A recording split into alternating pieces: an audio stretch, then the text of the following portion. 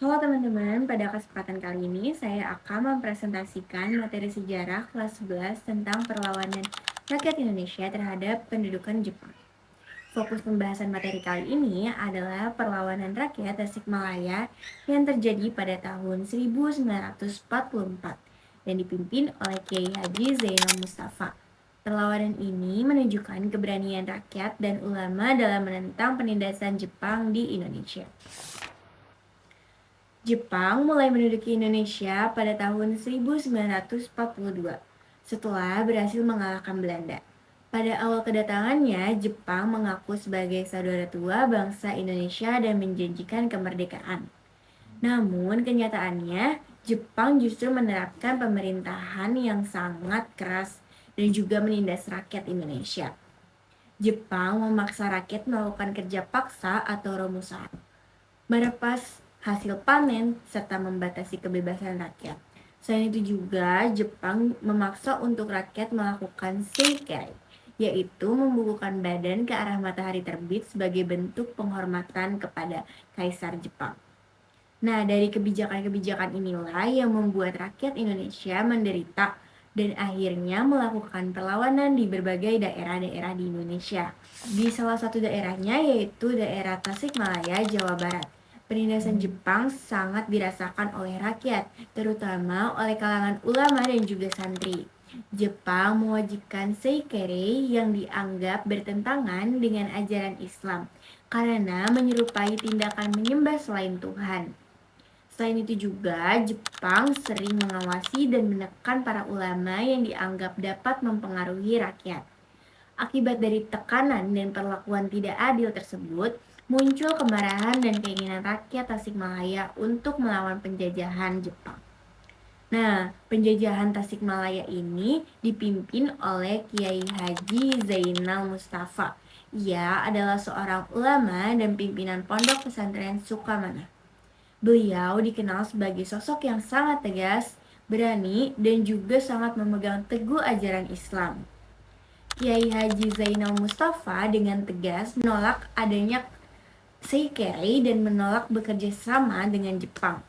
Sikap ini membuat beliau dan pesantrennya menjadi sasaran pengawasan dan tekanan dari pemerintahan Jepang. Namun, tekanan tersebut tidak membuat beliau mundur, justru semakin menguatkan tekad untuk melawan penjajah Jepang. Puncak dari perlawanan ini adalah pada tahun 1944, tepatnya pada 25 Februari. Pada hari itu, Kiai Haji Zainal Mustafa memimpin para santri dan juga rakyat sekitar untuk melawan tentara Jepang. Para santri hanya menggunakan senjata tradisional seperti bambu runcing dan juga senjata sederhana lainnya. Sementara itu, tentara Jepang memiliki persenjataan modern dan jumlah pasukan yang lebih banyak. Meskipun kalangan Tasikmalaya mengetahui bahwa kekuatan mereka tidak seimbang, para santri tetap berjuang dengan penuh keberanian dan keimanan. Perlawanan ini merupakan bentuk penolakan terhadap penindasan dan ketidakadilan yang dilakukan oleh pemerintahan Jepang. Karena persenjataan yang tidak seimbang, perlawanan rakyat Tasikmalaya akhirnya berhasil dipadamkan oleh Jepang. Banyak santri dan rakyat yang gugur dalam peristiwa tersebut. Kiai Haji Zainal Mustafa berhasil ditangkap oleh tentara Jepang dan dibawa ke Jakarta. Setelah melalui proses pemeriksaan, beliau para pengikutnya dijatuhi hukuman mati oleh Jepang pada 25 Oktober 1944. Meskipun berakhir tragis, perlawanan ini menunjukkan besarnya keberanian dan juga semangat juang dari rakyat Indonesia. Perlawanan rakyat Tasikmalaya juga memiliki makna yang sangat penting dalam sejarah perjuangan bangsa Indonesia. Nah, dari perlawanan ini membuktikan bahwa rakyat Indonesia, khususnya para ulama dan santri, tidak mau tunduk pada penjajahan. Peristiwa ini juga menunjukkan bahwa perjuangan tidak hanya dilakukan dengan senjata, tetapi juga dengan mempertahankan keyakinan, harga diri, dan nilai-nilai agama. Nah, walaupun dari perlawanan ini gagal secara militer, semangat perjuangan dan pengorbanannya menjadi bagian yang penting dalam sebuah sejarah perjuangan bangsa Indonesia.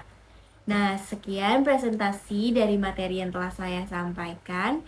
Semoga bermanfaat. Kurang lebihnya mohon maaf. Wassalamualaikum warahmatullahi wabarakatuh.